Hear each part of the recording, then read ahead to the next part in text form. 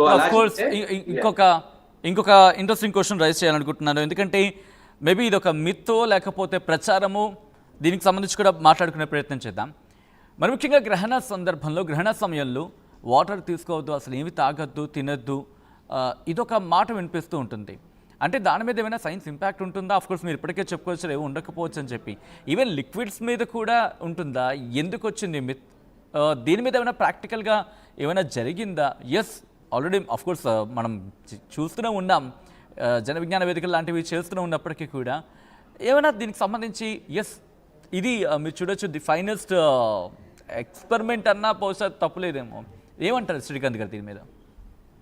So అదే అండి నేను చెప్పానంటే ఇవన్నీ అపోహలు ఎందుకు వచ్చాయంటే వాళ్ళు పాత కాలంలో చెప్పాను ఆది మానవుల దగ్గర నుంచి అగ్రికల్చర్ వ్యవసాయాన్ని కనుక్కున్నాక ఎప్పుడు నాటాలి. ఇప్పుడు మనం ఏంటంటే మీరు వ్యవసాయంలో కూడా ఎప్పుడు నాటితే వీలవదు. మీరు ఏంటంటే ఆ వర్షాకాలం వచ్చే ముందు దున్నాలి, నాటాలి. సో వర్షం వస్తుంది, పండుతుంది. సో మీకు కాలం అనేది చాలా ఇంపార్టెంట్. ఇప్పుడంటే మన క్యాలెండర్స్, డేట్స్, టైమ్స్ అవన్నీ ఉన్నాయి. పాత కాలంలో వాళ్ళు ఎలా చేసేవారు? ద ఓన్లీ వే, వాళ్ళకి ఒకటే వే ఏంటంటే చుట్టుపక్కల దాన్ని చాలా గమనించి ఓకే సూర్యుడు ఇలా వస్తున్నాడు, చంద్రుడు ఇలా వెళ్తున్నాడు, ఈ చంద్రుడు ఈ నక్షత్రాల్లో ఉన్నప్పుడు మనకి ఇది ఏంటంటే న్యాచురల్ గా వాళ్ళు ఇది ఒక రోజులో వచ్చింది కాదు, తరతరాలుగా. మీరు ఉదాహరణకి 20,000 సంవత్సరాల కింద యూరోప్ లో ఉన్న గుహలలో వాళ్ళు బతికే విధానం కూడా చూసుకుంటే, యూరోప్ లో 20,000 సంవత్సరాల కింద ఒక గుహలలో వాళ్ళు కాన్స్టలేషన్స్, నక్షత్రాలను దానిలో పెయింట్ ద్వారా చిత్రీకరించి ఏ సీజన్ లో ఏ కాలంలో ఎలా వెళ్తున్నాయని చెప్పేసి కూడా ఉన్నారండి. మన దగ్గర కూడా కాదు, ఈ కల్చర్ మన ఆది మన నుంచి వచ్చింది.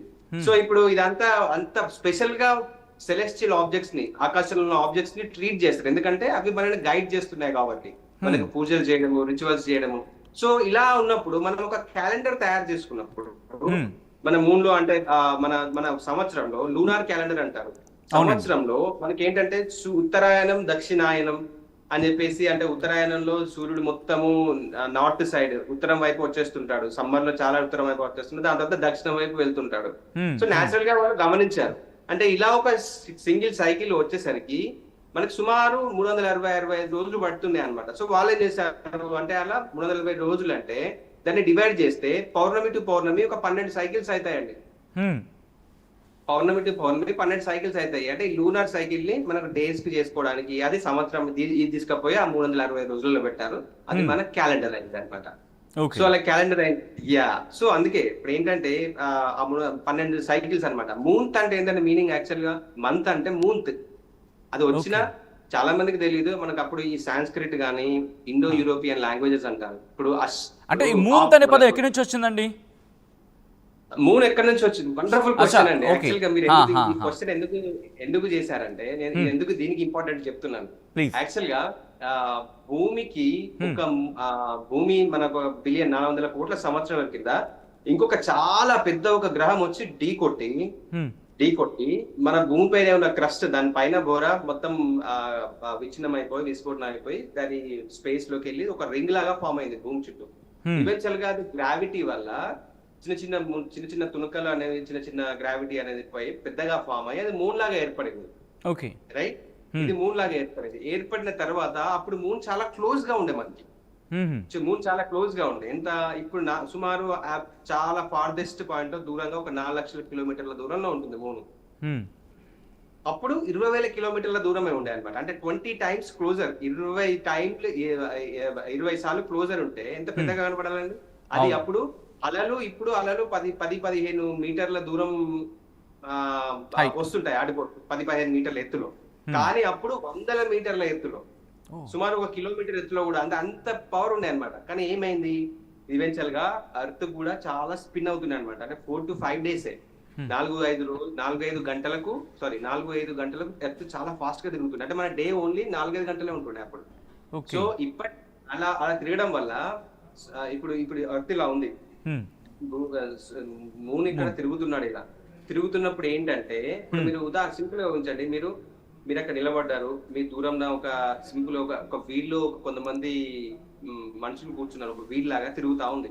ప్రతిసారి తిరిగినప్పుడు ఒక మనిషిని మీరు లాగడానికి ట్రై చేస్తున్నారు, రైట్? అప్పుడు ఏమవుతుందండి, కొన్నిసార్లు తిరిగిన తర్వాత ఒక స్టాప్ వచ్చేస్తుంది, రైట్? స్లో డౌన్ అవుతుంది. అంటే మీరు తిరగాలనుకుంటున్నారు కానీ మీరు లాగుతున్నారు. అంటే ఎంటైర్ మనకు ఆ రొటేషన్ అనేది ఏమవుతుంది, స్లో అవుతుంది. స్లో అవుతుంది. సో అలాగే అలా స్లో అవుతుంది. సో అలా స్లో అయ్యి మనకు మూన్ రొటేషన్ స్పీడ్ కూడా చేంజ్ అయిపోయింది. అది అలాగే ద సేమ్ టైమ్ అర్త్ కూడా రొటేట్ అవుతుంటుంది. అంటే దీన్ని లాగుతుంది, ఇదిలా తిరుగుతుంది, ఇదిలా తిరుగుతుంది. దీని ఎనర్జీ గ్రావిటేషన్ ఎనర్జీ దీనిపైన కూడా ఉంటుంది. ఇలా తిరిగినప్పుడు ఇప్పుడు ఈ అలా అనేది ఈ పార్ట్ అనేది దాన్ని లాగడానికి ప్రయత్నిస్తుంటుంది. అంటే దాన్ని ఇంకా స్పీడ్ అవుతుంది. ఆ స్పీడ్ అయినప్పుడు ఏమైతుంది, ఆర్బిట్ లో కక్షలు ఇంకొంచెం దూరం వెళ్తుంది. అంటే అర్త్ యొక్క ఎనర్జీ మూన్ పైన పడి మూన్ దూరం వెళ్ళిపోతుంది. అంటే మీరు ఇంకా తిప్పుతూ దాన్ని దూరం పంపిస్తున్నారు అనమాట. అర్థమవుతుంది అంటే ఫోర్స్ కూడా యాడ్ ఆన్ అవుతుంది అప్పుడు దానికి. అలా ఇప్పటికీ కూడా ఇది ఎందుకు చెప్తున్నాను అంటే చాలా మంచి క్వశ్చన్ అడిగారు. అది 1969 లో 1969లో అపోలో ఆస్ట్రోనాట్స్ మూన్ పైన చంద్రుని పైన ల్యాండ్ అయినప్పుడు వాళ్ళు లేజర్ రిఫ్లెక్టోమీటర్ అనేది ఒకటి పెట్టారు లేజర్ ద్వారా. చంద్రయాన్ 3 లో కూడా పెట్టారు. దానివల్ల మనకు తెలిసింది ఏం తెలుసా అండి, ఎవ్రీ ఇయర్ ఇప్పటికీ కూడా మూన్ మన చంద్రుడు అనేవాడు 3.8 సెంటీమీటర్లు దూరం వెళ్ళిపోతున్నాడు. ఓకే, అంటే కొన్ని రోజులు అయితే మనకి కనిపించకుండా పోతాడా? కనిపించకుండా ఏం పోడు, మన అర్త్ గ్రావిటీ స్టిల్ ఉంటుంది. బట్ ఏమైతుందంటే ఇప్పుడు అది ఎక్కడ ఎఫెక్ట్ అవుతుంది అంటే చంద్రుడు చిన్న చిన్నగా అయిపోతుంటాడు. సో ఇలా భూమి ఇలా చంద్రుడు ఇప్పుడు మనకు సూర్యగ్రహణాన్ని తీసుకుంటే సూర్యుడు ఇక్కడ ఉంటాడు కదా, భూమి ఇక్కడ ఉంటుంది. సో ఇక్కడ మధ్యలో సూర్యుడు వచ్చినప్పుడు సూర్యుడిని మనం బ్లాక్ చేసినప్పుడు మనకు కంప్లీట్ సంపూర్ణ సూర్యగ్రహణం ఏర్పడుతుంది కంప్లీట్ గా బ్లాక్ చేసినప్పుడు. కానీ ఏంటంటే మూన్ దూరం వెళ్ళడం వల్ల కొన్ని రోజుల తర్వాత సంపూర్ణ సూర్యగ్రహణం అనేది ఏర్పడదు. అంటే moon size against the background sun, okay, back లో ఉన్న సన్ కంటే చిన్నగా ఉండడం వల్ల సంపూర్ణ సూర్యగ్రహణం ఉండదు. అంటే ఇదంతా ఎప్పుడు డిస్కస్ చేసి అంతా మనకి ఎప్పుడు తెలిసింది, చంద్రుని పైన వెళ్ళి అక్కడ లేజర్ రిఫ్లెక్టోమీటర్ పెట్టిన తర్వాత మనం కనుక్కున్నాం. సో అది చాలా మంచి క్వశ్చన్ అడిగారు. అంటే ఇప్పుడు ఇది ఎంత తెలుసుకుంటే ఏంటంటే మనకు అది ఎక్కడి నుంచి వచ్చింది, మనం ఎక్కడి నుంచి వచ్చాము, మీరు అంటూ ఉంటే మాట్లాడుతున్న కొద్ది ఇంకా లార్జర్ సబ్జెక్ట్ ఇది. సో కంక్లూషన్ గా ఈ రోజు గ్రహణం గురించి మాట్లాడుకొని దీని మీద ఒక రోజు కంప్లీట్ డిస్కషన్ పెట్టుకునే ప్రయత్నం చేద్దాం శ్రీకాంత్ గారు.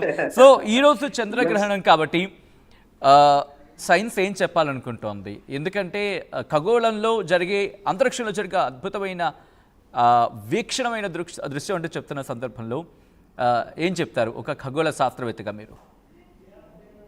యూనివర్స్ మనకు అంతరిక్షం గాని విశ్వం గాని చాలా రకాలుగా అమేజింగ్ గా ఉంటుందండి. కానీ మనం ఒక ఆది మానవులాగా మనం ఒకవేళ ఆలోచిస్తే కనుక అక్కడనే ఉండిపోతాము. అంటే ఒకప్పుడు చంద్రుని దేవుని అంటే ఒకప్పుడు చంద్రుడిని దేవుని లాగా ట్రీట్ చేశారు, రైట్? చనిపోతే అక్కడికి వెళ్తాము అని చెప్పేసి ట్రీట్ చేశారు. కానీ అక్కడికి వెళ్ళిన తర్వాత గలీలియో ఫస్ట్ టైం టెలిస్కోప్ లో చూసినప్పుడు దానిపైన కొండలు, కోనలు, రాళ్ళు, రప్పలు, క్రేటర్స్ ఉన్నాయి. అంటే భూమిలాగానే ఉంది. అంటే మానవుడు యాక్సెప్ట్ చేయలేదండి. ఎందుకంటే అది దేవుడు, అది స్మూత్ గా ఉంటది, మీరు తప్పు చెప్తున్నారని యాక్సెప్ట్ చేయలేదు. కొంతమందిని అరెస్ట్ చేసి కొంతమంది ఉరిశిక్ష కూడా వేయడం జరిగింది. ఇది స్టోరీ చేస్తారు. రైట్? ఇప్పుడు మనకి సిల్లిగా అనిపిస్తుండొచ్చు. అంటే మనకి ఏంటంటే మన మానవుడు ఒక భయంతో బతికినప్పుడు, ఒక దాంతో బతికినప్పుడు ఆబ్వియస్ గా దాన్ని నమ్మి అదే గుహలో ఉండిపోతాడండి. లేదు ఒకటి ఎక్స్ప్లోర్ చేయాలి అనే క్రమంలో కనుక తీసుకుంటే విశ్వం చాలా రకాలుగా మనకు అద్భుతమైన విషయాల్ని ప్రజెంట్ చేస్తుంది. సో నేను అందరికి చెప్పేది ఒకటే అండి, భయపడాల్సింది లేదు. దాని వెనకాల సైన్స్ చదవండి, ఎందుకు నడుస్తుందో. ఇవన్నీ ఏదైనా జ్యోతిష్య శాస్త్రవేత్తలు కానీ, అది జ్యోతిష్య శాస్త్రం అంటే ఇప్పుడే చెప్పాను, the science of celestial lights. శాస్త్రీయంగా అంతరిక్షంలో ఉన్న వాటిని చదవడమే జ్యోతిష్య శాస్త్రం. రైట్. సో మీకు అది ఏదైనా కానీ పర్ఫెక్ట్ ఎవిడెన్స్ లేకపోతే ఏది నమ్మొద్దు. ఓకేనా అండి? సో ఎంజాయ్ చేయండి వాళ్ళ లూనర్ ఎక్లిప్స్ ని. బ్లడ్ మూన్ అంటే రెడ్ కలర్ గా బ్లూ లైట్ విచ్ఛిన్నమై మూన్ కి పెయింట్ వేసిన లాగా వండర్ఫుల్ ఉంటుంది. There is nothing to worry. Wonderful గా ఎంజాయ్ చేయండి. ఎందుకంటే విశ్వం అంత అద్భుతంగా ఉంటుందండి. Thank you. అదే ఒకటి చెప్పాల్సింది. రైట్. ఐ రిక్వెస్ట్ ఒక్కసారి మీరు లైన్లో ప్రయత్నించండి, మళ్ళీ మీ దగ్గరికి వచ్చే ప్రయత్నం చేస్తాను.